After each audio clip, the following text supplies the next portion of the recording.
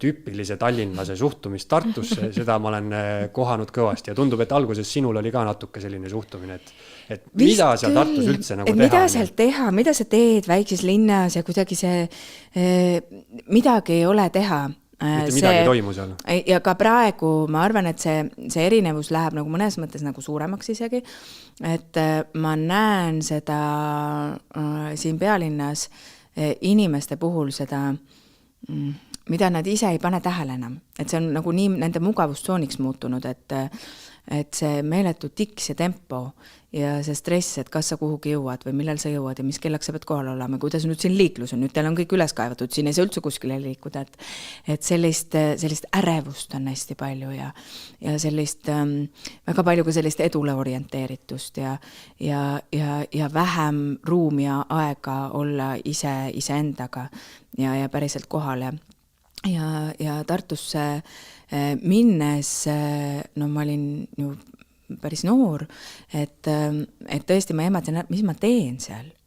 Mis ma teen?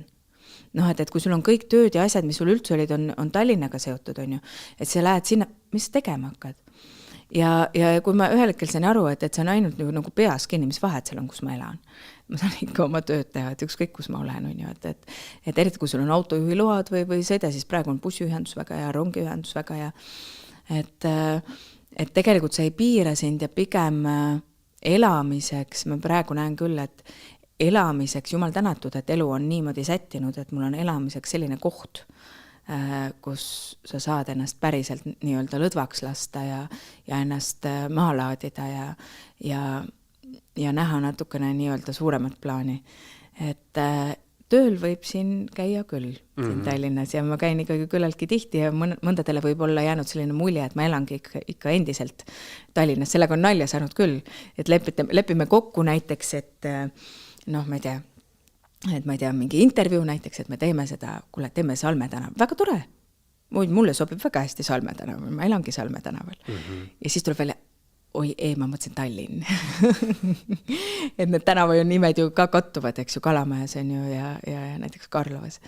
Et aga see rütmivahe oli väga erinev ja oli alguses täitsa nagu võõrutusnähud, sellest Tallinna rütmist välja tuleku võõrutusnähud.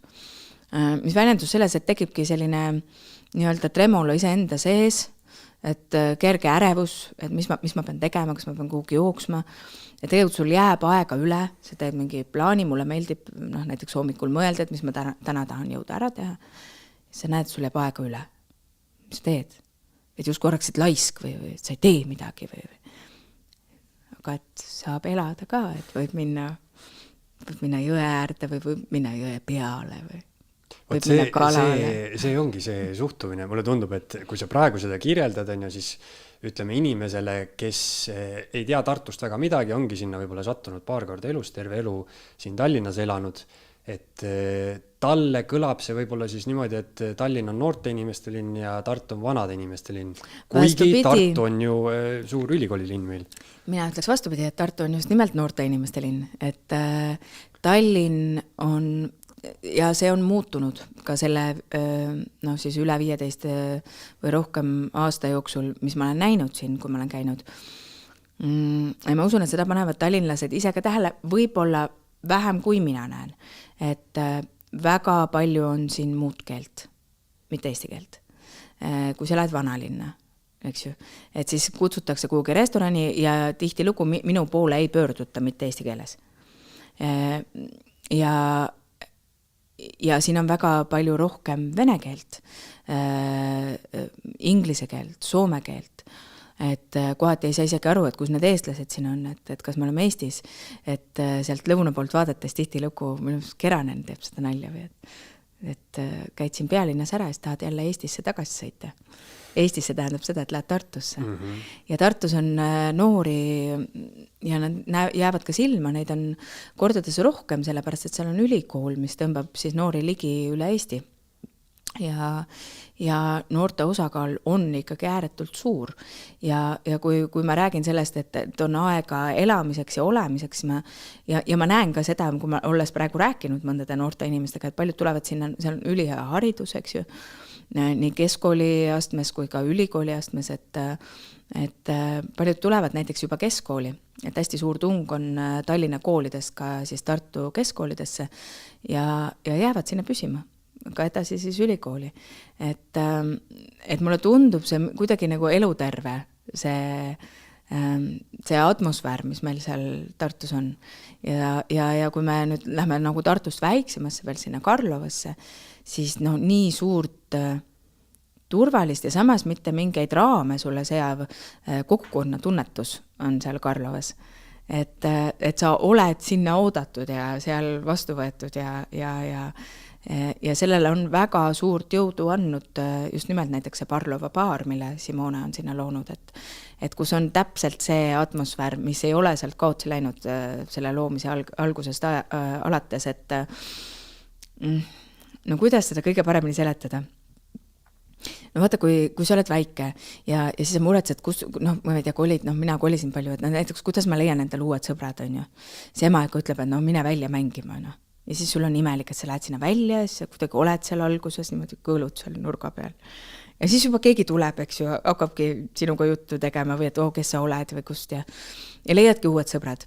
Kui sa oled täiskasvanu, siis väga keeruline, kuidas sa leiad neid uusi sõpru? No sealt sotsmeediast võib-olla või ma ei tea, on need mingid äpid, kus sa saad seal inimesi otsida või käid pidudel või käid pidudel või. Aga vaat Parlova on nüüd selline koht, et on ja see mulle hästi meeldib, et seal ilma igasuguse pingutuseta ja et seal on see, et kui sa tuled ja seal mitte kedagi ei tea, mine istu seal laua taga natuke. Kuna seal ruumi väga palju ei ole, siis varem või hiljem keegi tuleb, istub sinu kõrvale. Või sa oled ise juba istunud kellegi kõrvale ja juba jutt läheb. Sest seal on, see atmosfäär ongi seal selline. Kõik on kõigiga kohe, me oleme koos, me oleme siin koos.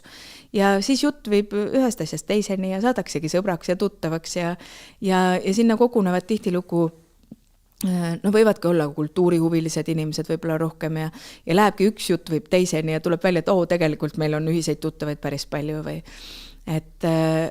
et see on koht, mis ootab sind avasüli, et sama fenomeni ma ei ole näinud mitte kusagil mujal Eestis. Et ma võin ju siin Tallinnas minna mingisse baari istuma.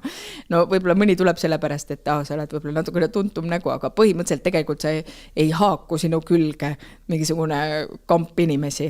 Et seal võib täitsa olla see, et sa istud laua taga ja siis tuleb üks, teine, kolmas ja me keegi ei tunne võib-olla teine teist. Ja siis niimoodi istume ja räägime ja on kõigil mõnus ja tore olla ja ei ole seda koormat ka, et ma lähen nüüd välja või mis ma selga panen või kuidas ma välja näen.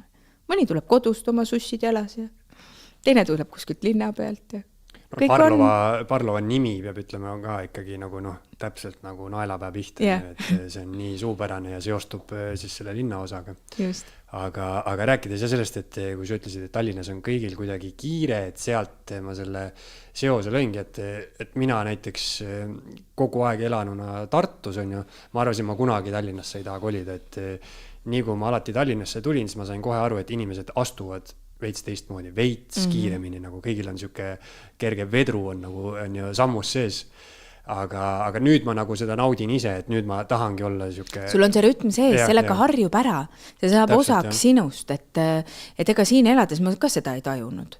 Et samamoodi, et ma olin kuidagi sellega harjunud ja lõbus ja tore ja kõik muud, kui midagi toimub kusagil ja sa võid minna nagu veel kiiremasse, kusjuures mis ma olen avastanud, et see on huvitav, et veel kiiremat tempot on lihtsam oma siis vastu võtta.